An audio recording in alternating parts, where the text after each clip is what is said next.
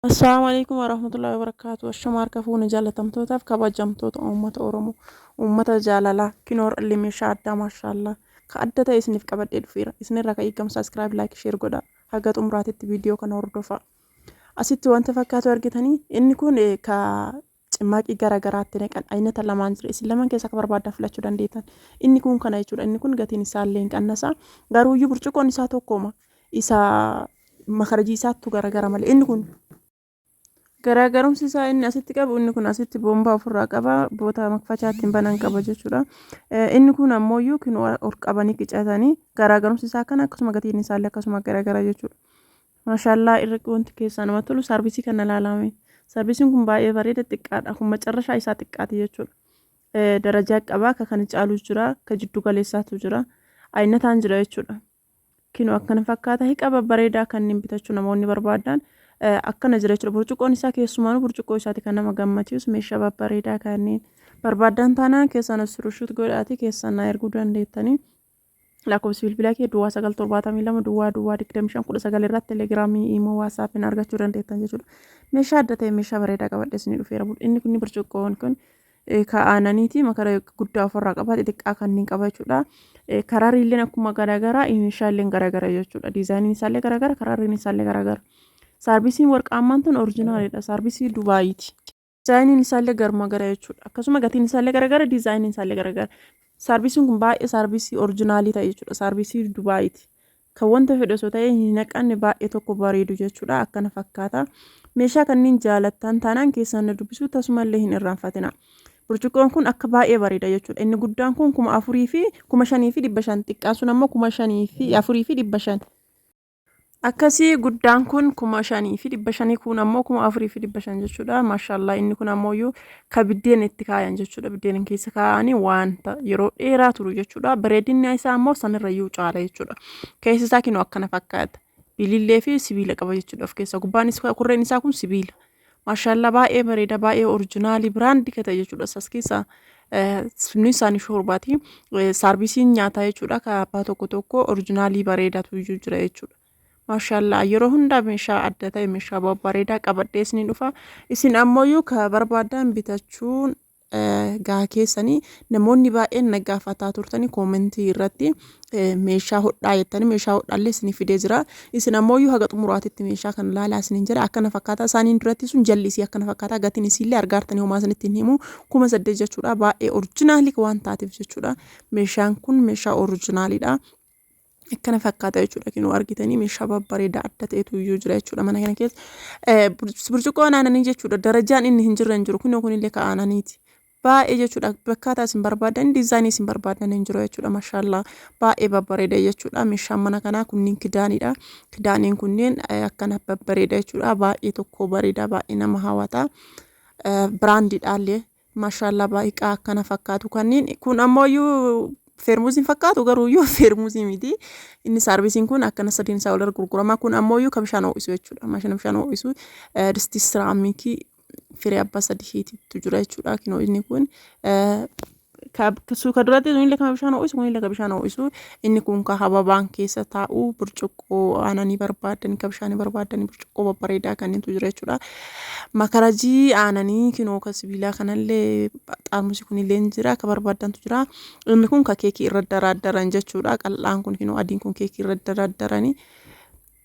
Maashaallah baay'ee tokko bareeda kookisii homaafillee hin ta'a isin waan barbaadanii fayyadamuu dandeettanii maashina juusii irraa maashina shunkurtii irraa meeshaa adda qabadhee isin dhufeera jechuudha. Meeshaan hodhaallee hin jira xumura irratti ilaaltanii isin ammoo sabiskiraayib sheer gochuu hin irraanfatina. Meeshaa kana jaalattan taanaan surushuut godhaati keessaan na argattanii keessaan na dubbisa. Maashaallah meeshaa babbareedaa kana siiniin bunaallee akkana fakkaate jechuudha. Meeshaan addaa isin qabadhee dhufee jira.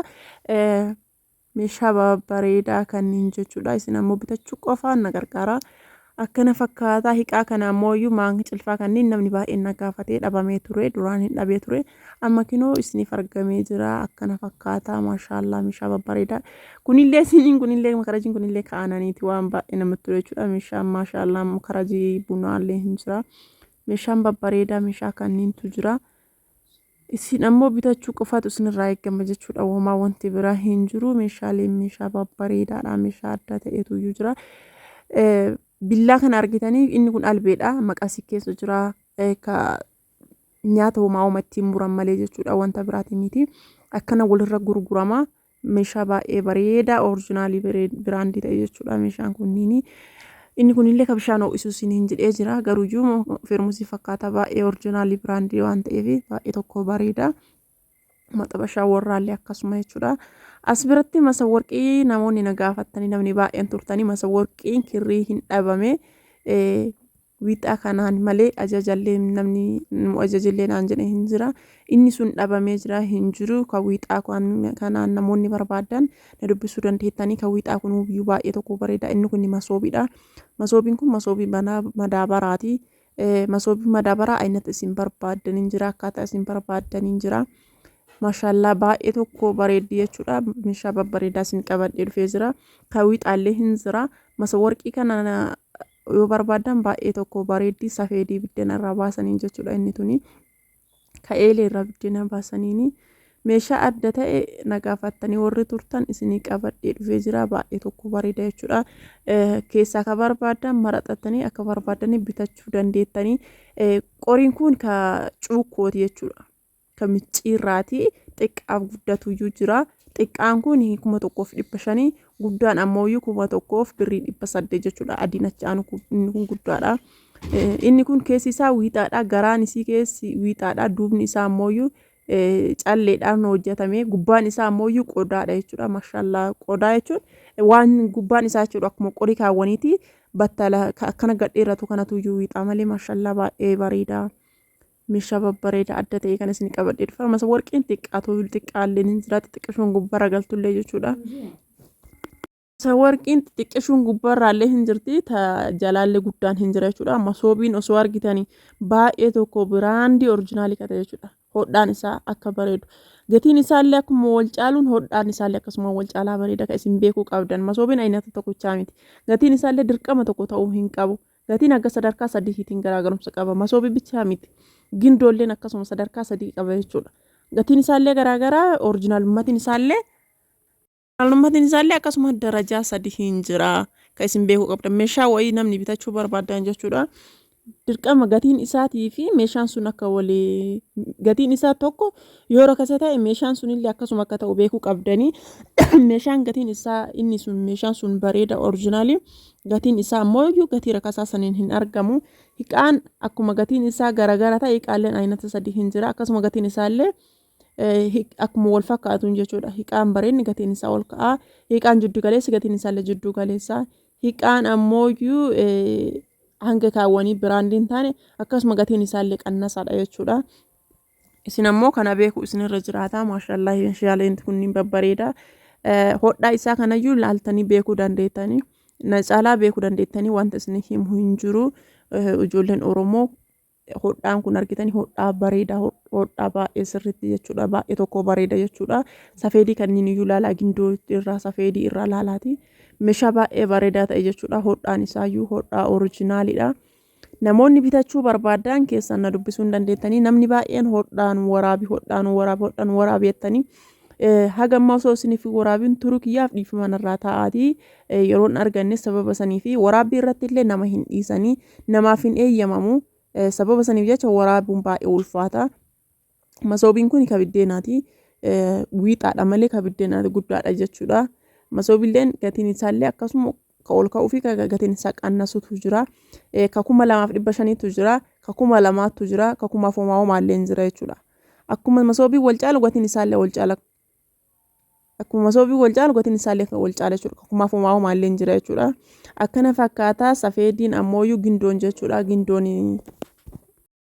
Gindoollee ta'ee safeediillee ta'ee akkasuma gatiin isaa akkuma wal caalu hiqaallee wal caala kan isin beekuu qabdan kana jechuudha. Hiqaa bareedaa bitachuu barbaannaaniin birri haga muraasaa san irra achi dabalanii hiqaa orijinaalii bitachuu caala. Maashaallah hiqaan kunniin hiqaa bareedaa hodhaan isaallee akkasuma bareeda jechuudha. Of jajuuf miti meeshaan ani waraabu meeshaa orijinaalii malee meeshaa bareedaa malee isiniif waraabu jechuudha. Durumayyuu akkana fakkaata. Namni baay'een na gaafataa turtanii. Safeediin kun safeedii daabboo irra kaa'anii jechuudha. Yeroo mana namaa boota garaagaraa mana namaa ta'e boota garaagaraa yeroo deeman daabboo irra kaa'anii ittiin deeman jechuudha. Meeshaalee babbareedaa kanneen jechuudha. Masoobiin daabboolee hin jira, kaabiddeena hin jira. Akkaataa isin barbaadan hin jira jechuudha. Inni biraa gingilchaa wiixaati. Gingilchaa wiixaa ka qincee homaa gingilchuu jira, ka harcee gingilchuu jira. Inni kun xiqqishuun kun harcee gingilchaa jechuudha. Maaliif wiixaan isaa garaa keessaa kun sirrisiisiidha. Xixiqqaatee qaawwa ba'e jechuudha. Gingilchaan ka qinceetii fi ka harceetti hin gingilchantu jira jechuudha. Ka qincee afaan wanni isaa bootaan gingilchaa isaa xiqqoon babal'ata. Ka harcee ammoo sirri xixiqqishuudha jechuudha. Akkana fakkaata. Isin ammoo kana barbaadan ka barbaadan bitachuu dandeettanii. Inni kun safeediidha. Safeedii jira, gindoo jira jechuudha.